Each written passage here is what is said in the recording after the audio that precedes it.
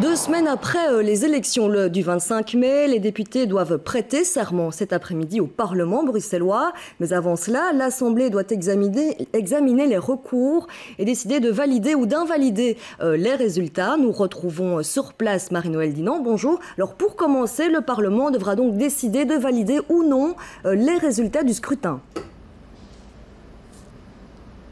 Effectivement, ce sera le premier boulot des parlementaires ici dans l'hémicycle, juste derrière moi, un hémicycle pour l'instant particulièrement calme. Et les parlementaires vont devoir valider ces élections, analyser les différents recours. Si jamais ces résultats ne sont pas bons, si jamais ça ne passe pas, comme on dit, la prestation de serment des parlementaires pourrait être reportée.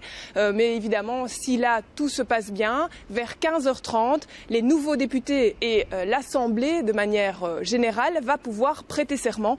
89 députés, je vous le rappelle, vont prêter serment ici dans l'hémicycle bruxellois.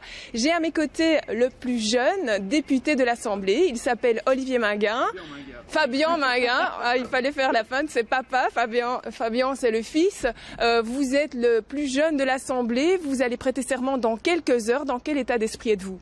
Je suis dans un état d'esprit très positif. Je crois que c'est une belle aventure qui va commencer. 5 ans au service des Bruxellois. On a hâte de commencer le travail parce que les défis sont nombreux et importants.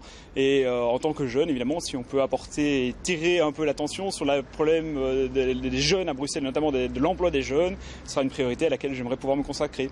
Alors, vous allez siéger, prêter serment. Ce sera un moment émouvant pour vous. Vous avez déjà prêté serment en tant que conseiller communal. Là, ça a une autre dimension. Ça a clairement une autre dimension. Le Parlement régional bruxellois gère une grande agglomération et une grande région qu'est Bruxelles. C'est toujours un moment émouvant, c'est un peu la consécration du travail donné toutes ces années en allant sur le terrain, en rencontrant les gens. Et c'est un moment effectivement particulier. Merci beaucoup Fabien Minguin. On le laisse poursuivre évidemment ce début d'après-midi qui s'annonce mouvementé car on l'a dit c'est un moment important. Et puis dans cette assemblée il y a aussi des surprises.